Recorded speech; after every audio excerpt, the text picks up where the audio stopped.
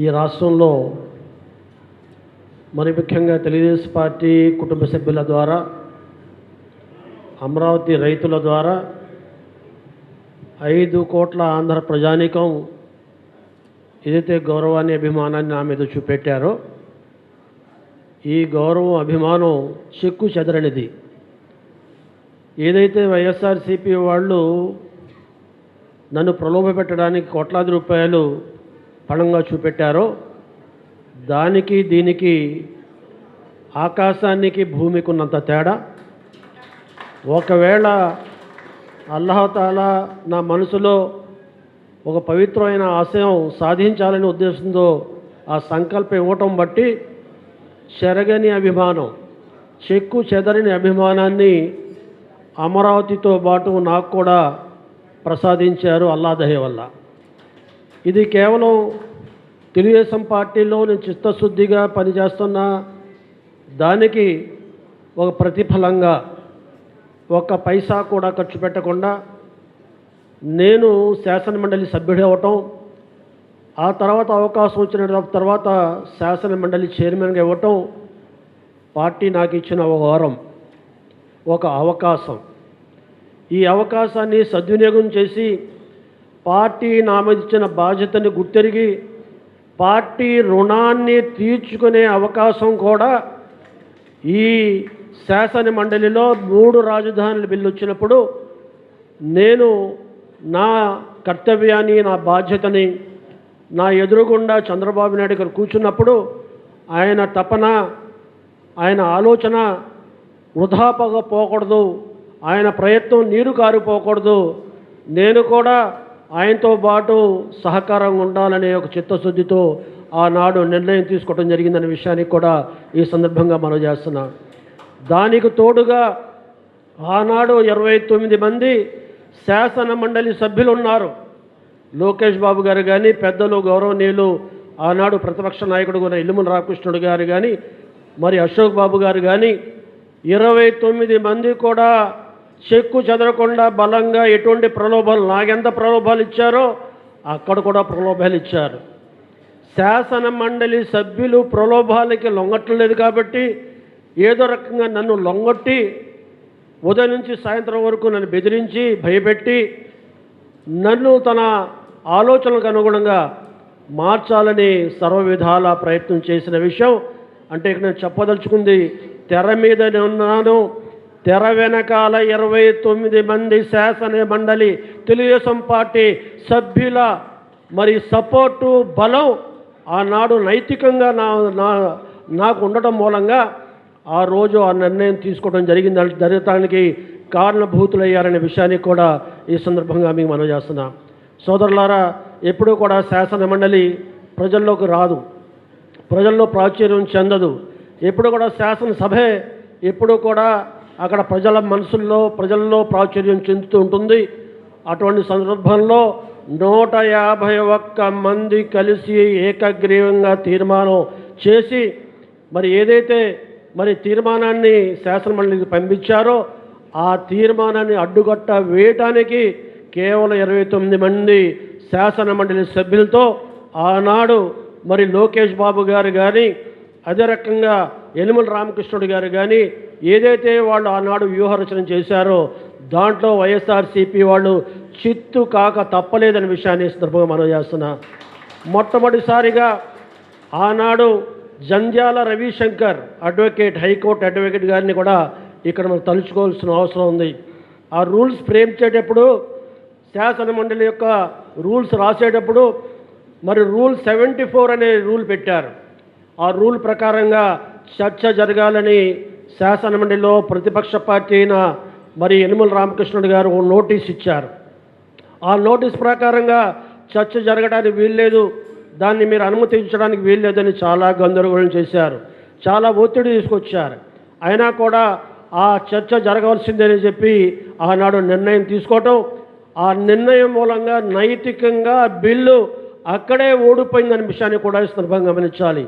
74 rule 74 ప్రకారంగా ఏదైతే bill 3 రాజధానుల బిల్లు తీసుకొచ్చారో ఈ సభ దాన్ని డిజోన్ చేస్తుంది, దీన్ని మేము అంగీకారంలో తీసుకోవట్లేదు, దాన్ని పరిగణలో తీసుకోవట్లేదు అనేది ఒక తీర్మానం ఆ రోజు మరి శాసనసభలో తీర్మానం చేయటమే కాకుండా ఆనాడు 27 మంది ఒక ఇద్దరిని మట్టుకు మార్చగలిగారు. 27 మంది శాసన మండలి సభ్యులు ఓటింగ్ జరిగితే మరి ఆ తీర్మానం 74 రూల్కి మరి డిజోన్ చేసే రూల్కి సపోర్టుగా 27 మంది ఓట్లేశారు. 9 వ్యతిరేకంగా ఓటేశారు. 5 బీజేపీ వామపక్షాల 5, బీజేపీ వాళ్ళు 7 న్యూట్రల్గా ఉండిపోయారు, అటు ఇటు కాకుండా ఉండిపోయారు. కానీ 27 మందితో ఆ తీర్మానం నెగ్గింది. ఆ రకంగా ఏదైతే 3 రాజధానుల యొక్క బిల్లుని ఆ సభ, నాటి సభ శాసన మండలి దీన్ని మేము ఓనప్ చేసుకోవట్లేదు, దీన్ని మేము వ్యతిరేకిస్తున్నాం, డిజోల్వ్ చేస్తున్నాం అనే 75 రూల్ ద్వారా మొట్టమొదటిగా తీర్మానం చేసి ఆ రకంగా నైతికంగా కూడా ప్రభుత్వానికి చెక్ పెట్టే అవకాశం ఆ సందర్భంగా జరిగింది. మళ్ళీ ఈ బిల్లు మీద చర్చ వచ్చేటప్పుడు లేదు సెలెక్ట్ కమిటీకి పంపించడానికి వీల్లేదు, వాళ్ళు ఇచ్చిన నోటీసు లేటుగా ఇచ్చారని ఆ సాకుతో మమ్మల్ని ఇబ్బంది పెట్టారు. ఆ రకంగా సభని జరగకుండా ఆపారు. అయినా కూడా నాకుండే పవర్స్ని బట్టి ఆ నోటీస్ని పరిగణలో తీసుకుని మరి ఆనాడు ఒక నిర్ణయం తీసుకోవడం జరిగింది. ముందుగానే 27 మంది డిజోన్ చేసిన అభిప్రాయానికి అనుగుణంగా కేవలం 9 మంది మాత్రమే వైఎస్ఆర్సీపీ వాళ్ళు వ్యతిరేకించిన ఆ ఓటింగ్ ప్యాటర్న్ దృష్టిలో పెట్టుకుని మరి ఎవరైతే వామపక్షాలు కానీ బీజేపీ వాళ్ళు కానీ న్యూట్రల్గా ఉండిపోయారో, అటు సమర్థించకుండా ఇటు వ్యతిరేకించకుండా ఉండిపోయారో అవన్నీ పరిగణలో తీసుకొని ఆనాడు మరి నాకు చెప్పే పరిస్థితి ఇప్పుడు చెప్పడం బాగుండదేమో కానీ ఏ రకంగా బెదిరించాలో ఆ రకంగా బెదిరించారు. వాళ్ళందరూ కూడా ధనవంతులు, కోటీశ్వరులు. వాళ్ళ మీద కేసులు పెడితే సుప్రీంకోర్టులో వాదించుకుంటారు, హైకోర్టులో వాదించుకుంటారు. నీకెక్కడ డబ్బు ఉంది, నువ్వు ఎలాగ బట్టగలుగుతావు, నిన్ను అంతం చూస్తావు అని కూడా బెదిరించారు. ఆ రకంగా డబ్బులతో కానీ పదవులతో కానీ ఉద్యోగాలతో కానీ అన్ని రకాలుగా చెప్పారు. నేను ఒకటే చెప్పాను, ఏదైనా చేయాలనుకుంటే నేను రూల్ ప్రకారంగా చేస్తాను, దేనికి తలొగ్గే పరిస్థితి లేదు, రూల్ ఎలాగుంటే అలా చేస్తాను, మీరు నా మీద ఒత్తిడి తీసుకురాకండి అని గట్టిగా చెప్పిన తర్వాత అయితే రూల్ ప్రకారంగా చేయండి, మీరు అయితే ఆమోదించండి, లేకపోతే దీన్ని రిజెక్ట్ చేయండి అని చెప్పారు. అలా కూడా భయపెట్టించారు. నాకు ఎవరైతే అక్కడ శాసన మండలిలో నాకు ఉండే సిబ్బంది ఎవరైతే ఉన్నారో ఆ సిబ్బందిని కూడా నా దగ్గర రాకుండా, ఎటువంటి సలహాలు ఇవ్వకుండా, ఎటువంటి సూచనలు ఇవ్వకుండా నా దగ్గరికి పొలిమేరలో కనపడకుండా చేశారు. మరి తెలుగుదేశం పార్టీ పరంగా అచ్చెన్నాయుడు గారు కానీ అదే రకంగా సత్యప్రసాద్ గారు కానీ నా దగ్గరకు వచ్చి కలిసి మాట్లాడిన వెంటనే మళ్ళీ తండోపతండాలుగా వాళ్ళందరూ వచ్చేసేవారు. ఒక్క ముఖ్యమంత్రి తప్ప మిగతా వాళ్ళందరూ వచ్చి నా రూమ్లో కూర్చొని అన్ని రకాలుగా ఇబ్బంది పెట్టారు. అయినా కూడా అల్లా దయ వల్ల నమాజ్ చదువుకుని అల్లాని ప్రార్థించుకొని అల్లా సత్యం వైపు ఉండే రకంగా నా కాళ్ళని నిలకడ చేయి, సత్యం వైపు నేను తీర్పు చెప్పే రకంగా నిర్ణయం తీసుకున్నాను. నన్ను ఆ బలపరచు, ఆ ధైర్యాన్ని ప్రసాదించమని నమాజ్ చేసుకుని ఆనాడు కూర్చొని ఆ రకమైన నిర్ణయం తీసుకోవడం జరిగింది. అయితే ఆ నిర్ణయం తీసుకున్న వెంటనే ఏ రకంగా ప్రవర్తించారో ఆ రోజు కనుక విజువల్స్ ఉంటే ఈ వైఎస్ఆర్సీపీ పార్టీని ఎవరు కూడా నమ్మేవాళ్ళు కాదు.